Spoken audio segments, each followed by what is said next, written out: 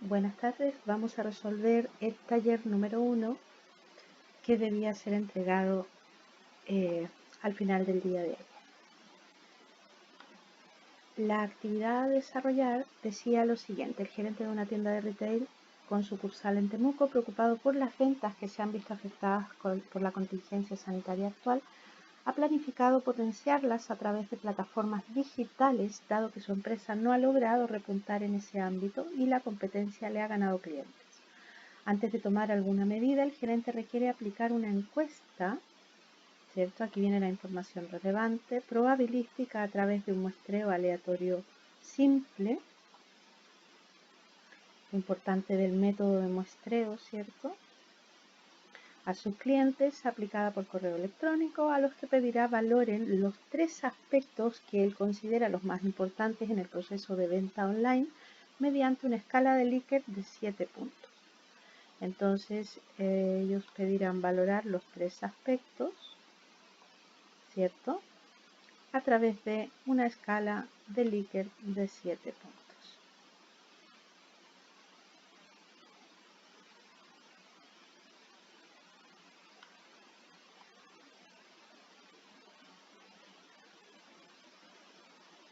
Entonces,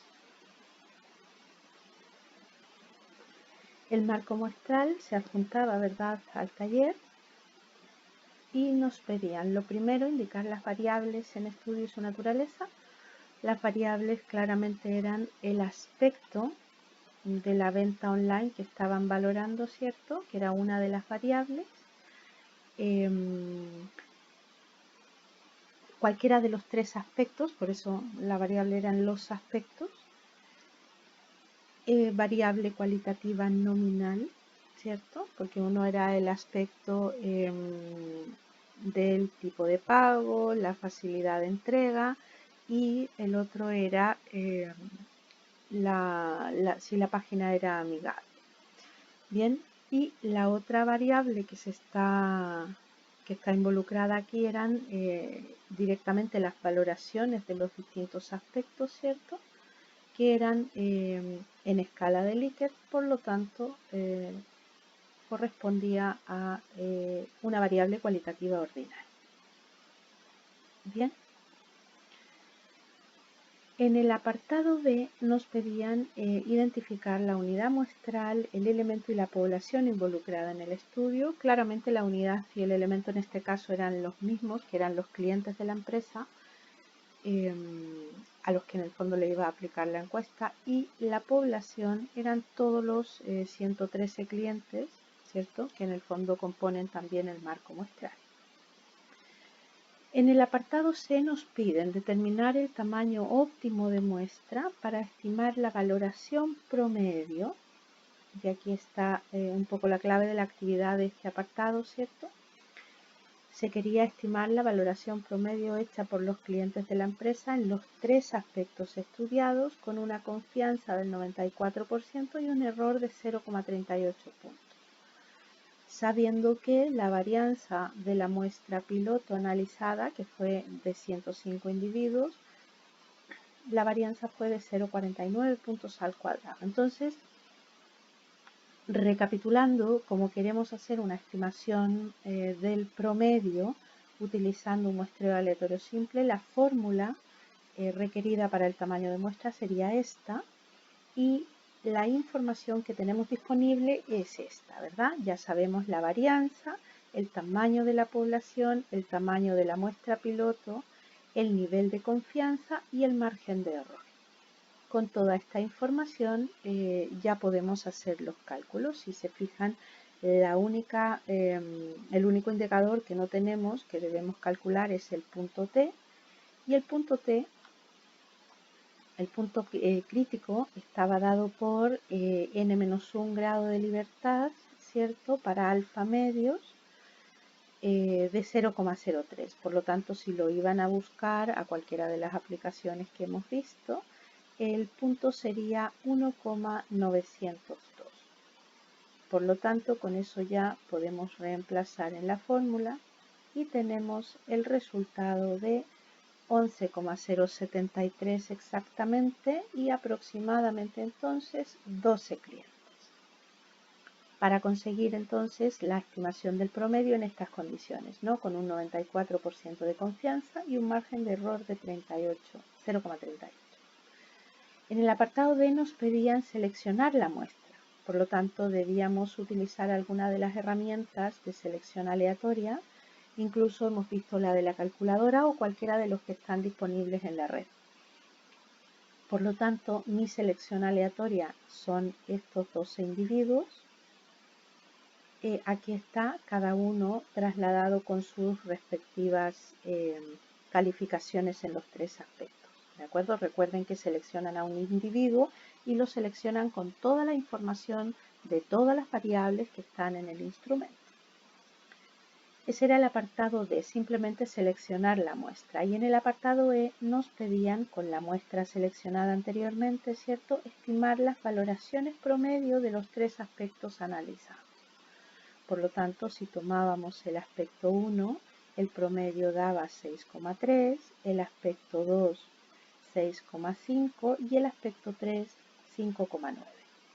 Y nos pedían comentar los resultados. Entonces, claramente, el comentario que cabía hacer era que los dos primeros aspectos tienen valoraciones bastante más altas y esos dos aspectos se refieren a la facilidad de pago y a la entrega de productos. Entonces esos dos aspectos están siendo muy valorados por los clientes, a diferencia del tercer aspecto que se refiere a lo amigable de la página en la cual se realizan las compras. Entonces, aparentemente la página no es muy amigable, no está valorada tan bien como los otros aspectos y probablemente sea esa la situación, ¿cierto?, que puede estar influyendo en la baja o en el no aumento de las compras online. El apartado F se refería a si el parámetro a estimar fuera la proporción de clientes que tienen valoraciones por encima de 5 con cada uno de los tres aspectos estudiados, ¿cuál sería el tamaño de muestra adecuado con una confianza del 95,5% y un error del 15%? Entonces, nuevamente, al igual que en el caso anterior, dado que vamos a utilizar un muestreo aleatorio simple y vamos a estimar proporciones, la fórmula adecuada corresponde a esta. Nuevamente, entonces, también aclaramos los distintos detalles de la información que tenemos. Tenemos el tamaño de la población, el tamaño de la muestra piloto, el nivel de confianza y el margen de error. ¿Qué ocurre? Como estamos haciendo estimaciones de las proporciones, la fórmula nos pide una estimación de P y Q, que en el fondo es la proporción de éxitos y la proporción de fracasos, que en este caso sería la proporción de valoraciones por encima de 5, ¿cierto? P y Q, que era 1 menos P. Entonces, ¿qué ocurre? Como no tenemos extraída la muestra piloto, ni tampoco se pretendía que la hicieran, dado que todavía no hemos visto con todo detalle la muestra piloto, debían utilizar el concepto que trajimos de estadística 1 de varianza máxima, ¿cierto? Cuando en estadística 1 hacíamos la determinación del tamaño óptimo de muestra para proporciones y no teníamos información porque la población era infinita, ni teníamos acceso a una muestra piloto, utilizábamos el concepto de varianza máxima, que es el que en el fondo utilizamos aquí. Suponemos entonces la máxima variabilidad y eso es proporción de éxitos y fracasos iguales al 50%. ¿De acuerdo? El punto Z que necesitamos, ¿verdad?, se debía buscar en alfa medios, que sería 0,0225, y si lo vamos a buscar a cualquiera de las plataformas, el punto crítico sería 2,005. Con todo ello reemplazamos, ¿cierto?, en la fórmula que tenemos aquí, lo que nos da 32,22 exactamente y aproximadamente entonces 33 clientes. Es decir, necesitamos 33 clientes para realizar las estimaciones de la proporción de valoraciones por encima de 5 en los tres aspectos. ¿cierto? En estas condiciones, con un 95,5% de confianza y un 15% de error. El apartado G nos pedía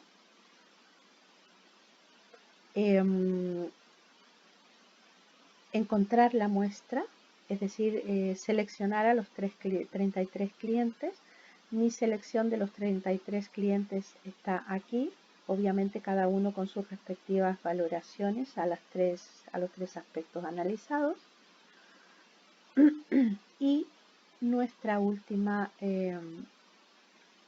alternativa nos pedía, con la muestra obtenida en G, entonces realizar las estimaciones de las proporciones solicitadas anteriormente, ¿cierto? Que eran las proporciones de las valoraciones que estaban por encima de 5 en los tres aspectos. Entonces, si ustedes van a cada una de los aspectos, ¿cierto? Y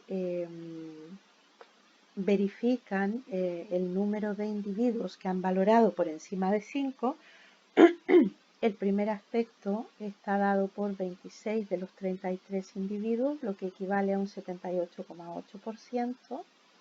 En el aspecto 2, 29 de los 33, lo que equivale a un 87,9%. Y por último, el aspecto 3, que equivale a un 60,6%. Entonces el comentario que cabía hacer aquí es muy similar al que hemos hecho con la estimación promedio. Vemos que la proporción de valoraciones por encima de 5 es bastante alta, ¿cierto? En los dos primeros aspectos, es decir, en la facilidad de pago y en la entrega de productos, están muy bien valorados y sus valoraciones están muy en su mayoría por encima de 5, a diferencia del aspecto 3, que era lo amistoso de la página, ¿cierto? Donde se realizaban las compras, que es la que tiene las valoraciones más bajas, ¿cierto? Por encima de 5, es decir, solamente un 60,6% ha hecho valoraciones por encima de 5. Con lo cual queda claro que es lo más débil que tiene la empresa de retail, que es lo que debería mejorar, ¿verdad?, la empresa. Ese era el taller y ese era un poco las actividades que debían desarrollarse. Cualquier duda la vemos luego en el horario de consulta.